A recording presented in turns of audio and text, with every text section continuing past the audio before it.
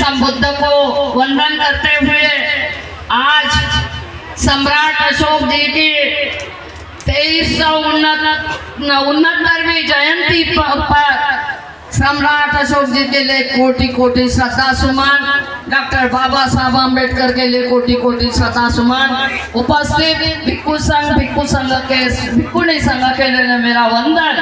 और आप दूर दराज से आए हैं, देश भर के अनुयायी, आप लोगों के लिए मेरी मंगल कामना। और ये 2369वीं जयंती आप लोग आज बोध गया में मनाने जा रहे हैं और आप लोगों को ये पता ही नहीं था कि ये जयंती भी क्या है। और सबसे ज्यादा बाहर के लोग आए हैं, वो जयंतियां मनाते थे।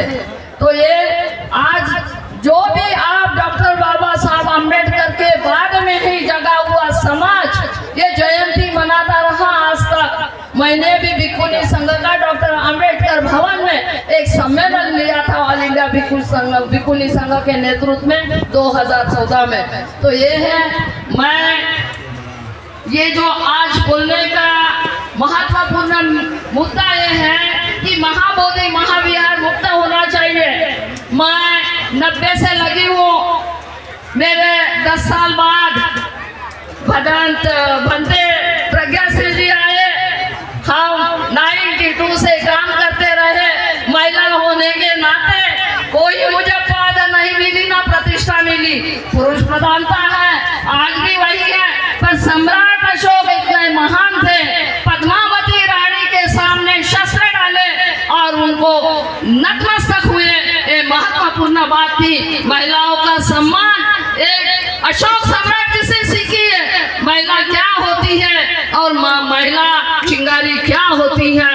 जिस व्यवस्था में महिलाएं आई उसकी व्यवस्था का जो विकास हुआ और जहाँ पुरुष प्रधानता रही वो पतन की ओर जाता रहा।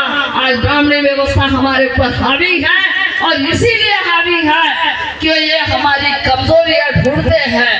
तो मैं ये जो आज की जो 92 से लेकर जो भदंत सदानंद जी ये आर्य नागार्जुन सोसाइटी के नेतृत्व में चला, उसके पहले 6 दिसंबर 1990 से चैत्य भूमि डॉक्टर बाबा साहब अम्बेडकर की चैत्य भूमि से बोध गया तक चला था।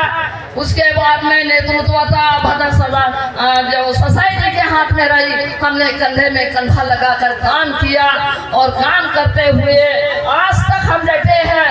ये नहीं है कि लामा जी हमारा नेतृत्व कर रहे हैं इसीलिए आए हैं। लामा जी नेतृत्व कर रहे हैं, अच्छा है, ईमानदार है, ईमानदारी के साथ जो भी काम करेगा हम उनके साथ रहे। पर हमारे मोमेंट में धोखा नहीं होना चाहिए। हम धोखे खा चुके हैं, हमने अपनों से ही धोखे खाए हैं, दूसरों से नहीं। हमारे अपनों ने भी हमारा मोमेंट को कमजोर किया है, ये बात सत्य है, कोई झूठ नहीं है। क्योंकि मैं वहां की एक कड़ी रही हूँ।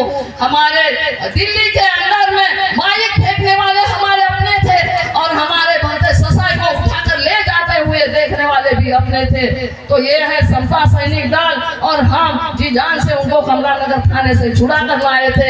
ऐसे 10 टप्पे हुए, आखिर हमारा साथ छोड़ा।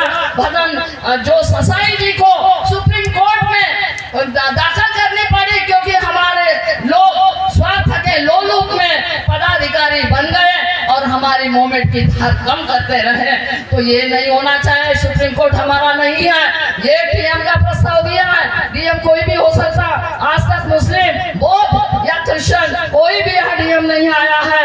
कल मैं वहाँ बोध गया में गई, वहाँ मेन टेम्पल में हमारी एक रिपोर्टर थी सुमन बौद्ध, उनके साथ में हमारी महिलाएं थी, उनकी उत्सुकता थी क्योंकि हमारा जो पंडित है वहाँ पांडवों की मूर्तियां देखनी थी।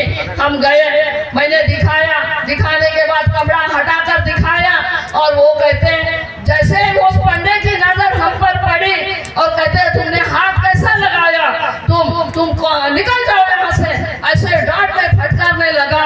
तुरंत पुलिस आई, दरबारा लेडी पुलिस, 2 स्टार वाला भी अंदर आया। हमने कहा देखिए हमने नुकसान नहीं पहुंचाया, हम बहुत धर्म को मानने वाले लोग हैं, हम किसी को ना, पर इनकी उत्सुकता थी में जो उन्होंने दिखाया तब से इनकी भावनाएं जुड़ गई, क्या है देखे। और ये तो वो कहते जहाँ मैंने कहा तुम्हारे सामने मैं हाथ लगाकर दिखाती हूँ, और मैंने कपड़ा हटाकर इनको दिखाया दोबारा, और कर ले मेरा क्या करना है। मैंने कहा गेट आउट, ऐसा लगा कि उसको लगा कहाँ से गाड़ी आई, हम नागपुर के लोग हैं, नागपुर का नाग लोगों का ब्लड है। बता कि पैदा महाराष्ट्र की 35 साल से दिल्ली में रह रही हूँ, सड़कों पर आंदोलन छेड़ रही, यही महाबोधि महाविद्यालय नहीं, डॉक्टर बाबा साहब अम्बेडकर की 26 अलीपुर रोड की कोठी हमने 8 करोड़ 86 लाख रुपए उतनी जगह देकर जिंदल कर आउट कर दिया। समता सैनिक दल के साथ में हम मिले और विश्व बौद्ध परिषद के नाम से पिटीशन दायर की थी। और यही नहीं, एक कोठी 1 नंबर की मेट्रो वालों ने तोड़ दी, हमने 5 कोठी लेकर रहे। तो ऐसे ऐसे आंदोलन में पर हम बोध गया नहीं ले सके, और ये है कि हम बोध गया मुक्त हो, यही